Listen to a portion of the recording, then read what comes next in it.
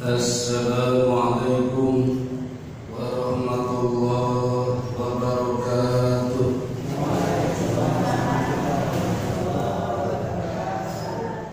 Alhamdulillahilladzi hadana lihada wa ma kunna linahtadiya laula an hadana Allah. Asyhadu an la ilaha illallah wahdahu لا شريك له وأشهد أن محمدا عبده ورسوله لا نبي بعده.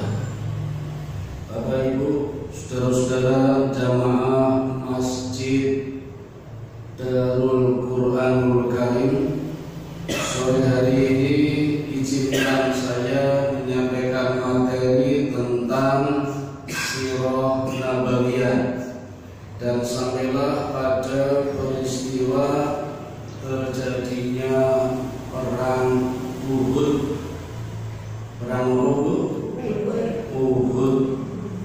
disebut perang Uhud karena lokasi kejadiannya di satu lembah yang ada bukitnya bernama Uhud. Jaraknya dari Madinah sekitar 25 km. Kalau dulu dibatasi dengan pintu gerbangnya Madinah. Jadi kalau keluar dari gerbang Madinah itu sudah sampai di daerah Uhud. Kalau sekarang sudah masuk wilayah Tanah Haram. Peristiwa perang Uhud terjadi pada tanggal 23 Maret tahun 625 Masehi. 1 tahun 10 hari setelah Perang Badar. Perang Badar terjadi tanggal 13 Maret tahun 624 Masehi di bulan Ramadan. Perang Uhud di bulan Syawal. Wayahe badanan malah perang Uhud. Dengan malah melak badan ya. Nabi malah perang. Perang Uhud adalah perang Ghazwah terbesar yang ketiga setelah perang Al-Aqabah dan perang Badar. Tapi perang Al-Aqabah tidak jadi, hanya peristiwa kesepakatan damai. Tapi dari situ awal mula terjadinya banyak peperangan besar. Perang Uhud tidak terlepas dari perang Badar, karena dua pasukan yang bertemu memiliki motif yang beda. Perang Uhud ini dimulai dari kafir Quraisy yang mengalami kekalahan telak di perang Badar. Maka ada dua sebab minimal terjadinya perang Uhud. Sampai-sampai Abu Sufyan itu memuncak rasa dendamnya karena kekalahan di perang Badar. Kehilangan pemimpin tokoh-tokoh Quraisy sampai 70, Bapak Ibu. Perang Badar, perang dahsyat, menewaskan 70 pemimpin orang-orang Quraisy, menimbulkan Abu Sufyan dendamnya membara. Tidak hanya itu, di sendi-sendi yang lain juga mengalami kelemahan. Di pihak pasukan Muslim Nabi Muhammad SAW, kemenangan di perang Badar membuat kenikmatan tersendiri. Allah menghilangkan rasa takutnya sehingga umat Islam di mana-mana timbul rasa beraninya, siap menghadapi perang-perang berikutnya. Bahkan menguasai ekonomi dan jalur-jalur perdagangan. Ini yang menyempitkan usaha orang-orang kafir Quraisy. Maka anak mata pencaharian orang-orang Mekah berdagang di negeri Syam. Allah jelaskan di dalam surat Al-Quraisy ayat 144 ayat itu menjelaskan bagaimana kebiasaan orang-orang Mekah kalau musim dingin ke negeri Yaman, kalau musim panas ke negeri Syam. Musim dingin untuk wisata, rekreasi, musim panas buat berdagang. Dan satu-satunya tujuan adalah negeri Syam dan satu-satunya jalur darat pasti lewat Madinah. Belum ada jalur udara seperti sekarang, belum ada jalur laut, jadi harus lewat darat, pasti lewat Madinah. Dan di Madinah sudah dihadang oleh pasukan Muslim yang dipimpin oleh Rasulullah SAW, dan hampir selalu menang. Maka kalau dibiarkan, kata orang Mekah, kata Abu Sufyan, ini bahaya, bisa-bisa Mekah hancur itu. Sampai pernah mengambil jalur lain lewat Irak, itu ternyata membutuhkan waktu yang lebih lama. Kalau lewat Madinah hanya 1 bulan, lewat Irak bisa sampai 3 bulan. Dan itu pun ternyata konangan juga, Nabi Muhammad tahu. Sehingga ketika mendengar berita Abu Sufyan lewat jalur Irak, Nabi Muhammad membentuk pasukan syariah, pasukan kecil yang tidak sampai 100 orang, dipimpin oleh Haris, dan menang juga. Jadi maka bagi Abu Sufyan sebagai pemimpin orang Quraisy tidak ada jalan lain kecuali perang dan harus menang. Maka dalam waktu 1 tahun memotivasi para warga penduduk bersiap-siap sampai mengatakan, aku siapkan 1000 unta dan 500 dinar untuk persiapan perang Badar 2, kata Abu Sufyan, sambil mengancam Muhammad, tidak pakai Nabi, tidak pakai Rasul, mengancam Muhammad, padahal nggak ada orangnya. Ya Muhammad, kita bertemu di Badar 2, kita bertemu di Badar 2. Itu memotivasi seperti itu, biar semangatnya tinggi. Maka perang Uhud disebut juga perang Badar 2. Tidak hanya itu, puncaknya orang-orang Mekah meminta bantuan pada Bani Ghatafan. Ghatafan itu memiliki personil perang yang cukup besar, 10.000. Tapi kali ini hanya bisa membantu 1.000, karena ternyata Bani Ghatafan itu pernah digempur oleh Rasulullah dengan 4.000 pasukan pecah kacir. Jadi mikir kalau mau bantu Abu Sufyan nggak usah banyak-banyak, 1.000 saja. Maka terkumpullah pasukan orang Mekah sejumlah 3.000. 200 diantaranya adalah pasukan kavaleri dengan lengkap senjata panahnya, sedangkan yang 2.800 itu prajurit pejuang tombak, ditambah beberapa penari wanita dan pemukul genderang. Berangkat dengan semangat yang menggebu-gebu, ditambah dengan dendam yang membara, ingin menghancurkan Mekah. Ketika pasukan kafir Quraisy sudah berangkat, ada paman Nabi yang tinggal di Mekah, namanya Abbas, menulis surat terus dikirimkan lewat kurir. Dulu belum ada Grab, kurir. Dibacakan di depan Rasulullah ketika suratnya sudah sampai, yang isinya kalau pasukan Quraisy sudah bergerak dengan jumlah pasukan 3.000. Maka membaca berita ini Nabi Muhammad mencoba merahasiakannya, tapi tetap bersiap-siaga, berjaga-jaga, dan mencoba mengajak para sahabat bermusyawarah. Kira-kira mau menggunakan strategi perang apa? Rasulullah mulai pembicaraan di dalam rapat, mengusulkan menggunakan strategi bertahan. Alasannya pertama, musuh sudah bergerak menuju Mekah. Yang kedua, berapapun besarnya pasukan musuh, kalau kita bertahan di Madinah, kata Nabi, pasti menang. Karena Madinah memiliki kekuatan benteng yang tangguh. Musuh bisa dijebak hingga masuk lorong-lorong, dan di lorong-lorong itulah bisa dihujani dengan panah. Itu strategi Rasulullah. Apalagi Rasulullah di hari Kamis malam Jumat bermimpi, Bapak Ibu. Mimpinya sangat indah, kata Rasulullah.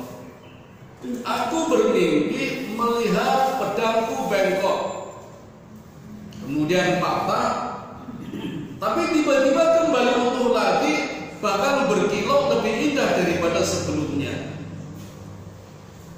juga melihat beberapa sapi gemuk-gemuk. Nabi menceritakan mimpinya. Sahabat bertanya, apa takwilnya ya Rasulullah? Nabi menjawab, ketika pedangku bengkok dan patah, nanti di peperangan ada satu dari saudaraku yang terbunuh.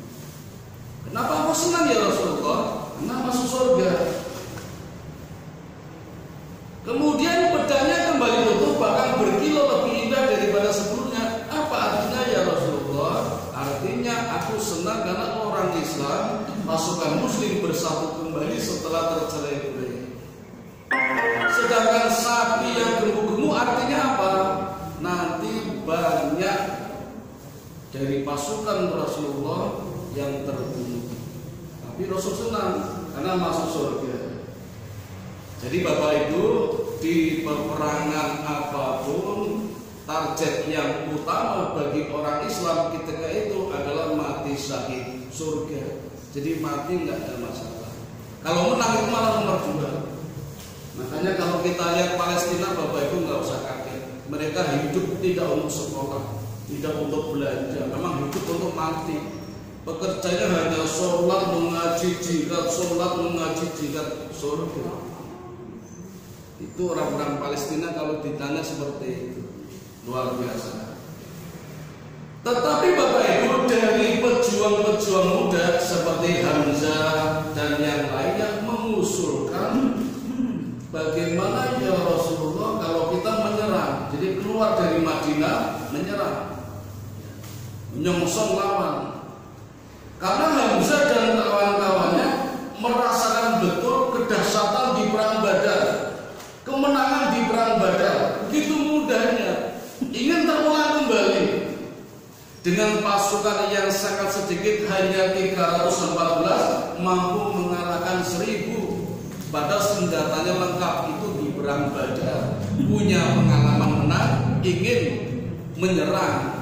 Apalagi banyak pemuda-pemuda yang dulu pas perang Badar tidak ikut, hanya mendapatkan cerita lalu semangat, kami ingin jihad ya Rasul, kami ingin mati di medan perang. Semangat betul.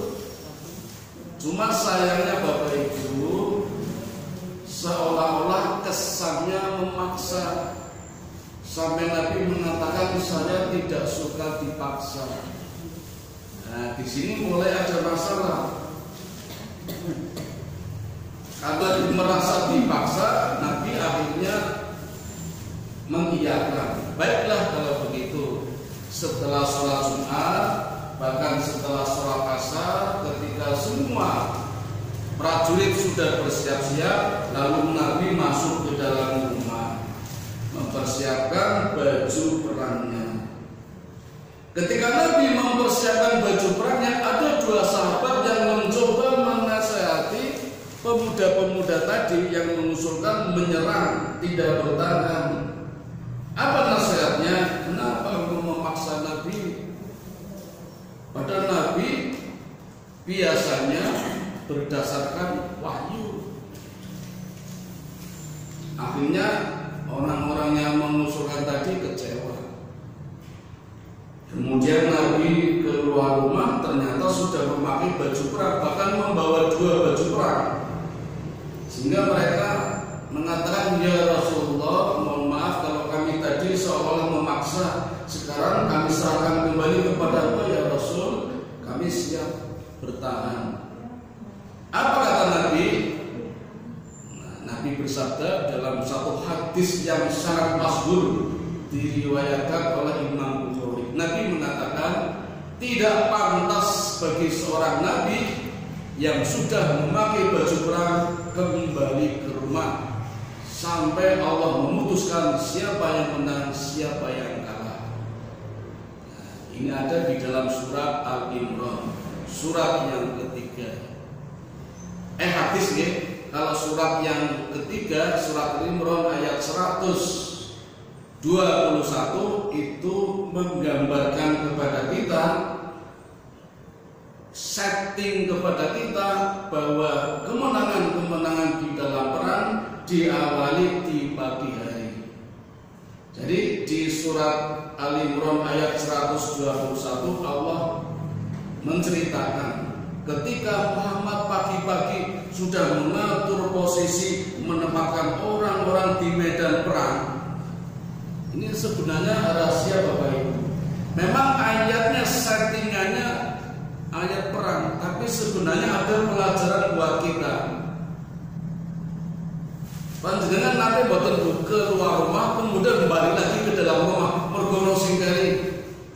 Waduh dompetnya keri, waduh HP-nya keri, waduh tasnya keri. Nanti Bu kembali bapak terus. Nah, mulanya orang bakal mari-mari terus. Kalau pakai hadis ini, pantang bagi seorang muslim yang sebuah pulau rumah masuk ke dalam rumah kembali sampai Allah menentukan untung atau rugi, beruntung atau sial. Mesti balik ya. Cobalah sekarang ini tidak balik. Resikonya kita tunggu apa reaksi Allah, menolong, memberikan keringanan atau musibah. Kalau kita balik terus ya orang bakal mati, jadi kebiasaan itu. Waduh ditekeni ya mau reso belanja. Itu menurut jenengan siapa tahu di sana malah ada yang bayar. Allah berikan rezeki. Karena udah niat, nek kembali lagi enggak bakalan sembuh. Misalkan pasok waduh motornya keri, jadi melaku jebol. Nah itu pelajaran buat kita. Karena kita ragu-ragu. Kalau di tempat saya namanya emang-emang, penyakit emang-emang. Was-was. Alladzi yuwaswisu fi sudurin nas. Ada setan yang membisikkan rasa was-was ke dalam hati kita dari golongan jin dan manusia. Surat An-Nas. Saya punya teman Pak, kalau masuk masjid pertama kali, karena mengganggu sih bukan masjid, tapi sholat jamaahnya selalu tertinggal.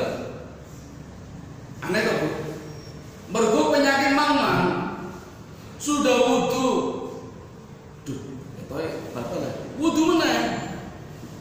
Sudah takbir imam Allahu Akbar ikut, itu batal ya. Wudu mana? Terus begitu sampai rakaat kedua hampir selesai, dia udah tertinggal rakaat. Batal orang juga. Wudu mana? Udah, akhirnya tertinggal terus.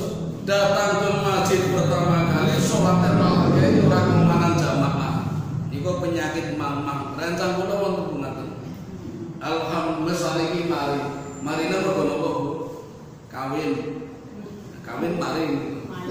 Bi ono sing kandhani masalahe ora kawin dan ora mari-mari. Itu penyakit ragu-ragu. Ada pun di bojo coba bangsa kan. Tasih. Ragu-ragu. Anggo garwane jenengan kan kandhani. Ini kan ayatnya ini, pantang bagi Nabi sudah keluar rumah kembali sebelum Allah memutuskan siapa yang menang, siapa yang kalah. Settingannya perang, tapi sebenarnya ada nilai-nilai buat kita dalam keseharian. Kalau sudah niat keluar rumah, Bismillahi tawakkaltu 'alallahi la haula wala quwwata illa billah, pun putusan balik. Sekali saja dicoba nanti sembuh insyaallah. Nek mboten orang marinan mesti orang balik ono sing kurang-kurang bae. Nah, masalah kesuksesan ditentukan di pagi hari. Maka ayatnya 121 di pagi hari Muhammad mengatur posisi, menempatkan pasukan-pasukan di tempat-tempat yang strategis. Dan ini kebiasaan Nabi Bu. Di peperangan apapun selalu datang lebih awal. Tepat waktu saya boten Bu. Saya makai mari jam 10. Tanganan misalnya adan ya, jenengan dihitung begini pas adan tepat waktu saya boten. Tapi ada yang lebih baik, early time, datang lebih awal. Teko gasih bisa wudu dulu, bisa sunnah dulu, sunnahnya bisa tahiyatul masjid, qobliyah, bisa baca Quran. Nah ini yang namanya khusyuk sebelum sholat. Ya, khusyuk itu tidak cuma ketika sholat, pra-sholat bisa khusyuk, pasca sholat, setelah sholat juga bisa khusyuk. Ya, Nabi selalu begitu, tidak cuma tepat waktu, tapi early time lebih awal. Di peperangan selalu begitu, datang duluan maka bisa mengatur strategi, posisinya di mana yang strategis. Maka Bapak Ibu perlu kami sampaikan, di perang Uhud ini sebenarnya ini kan beritanya sudah menyebar di seluruh dunia, sudah tahu semua. Kalau perang Uhud adalah perang kekalahannya pasukan Muslim. Ini bunyi pernah terdengar sudah tahu semua. Kalau perang Uhud adalah kekalahannya pasukan Muslim, saya juga percaya. Tapi saya hanya ingin menyampaikan Bapak Ibu, kalau di perang Uhud pasukan Muslim tidak langsung kalah, menang dulu, kemudian kalah dan menang lagi. Ini yang jarang disampaikan. Maka di waktu yang singkat ini kalau cukup akan kami sampaikan terjadinya perang Uhud melalui 3 fase: menang, kalah, menang. Dan banyak pelajaran yang bisa diambil dari peperangan ini. Sebagaimana perang-perang yang lain, perang-perang sebelum dan sesudahnya, ini banyak pelajaran betapa pentingnya disiplin walaupun pasukannya sedikit. Di perang Badar hanya 314 mampu mengalahkan 1000. Di perang Uhud ini pasukannya hanya 1000 saja Bapak Ibu, mundur 300 orang, menarik diri karena tidak disetujui usulnya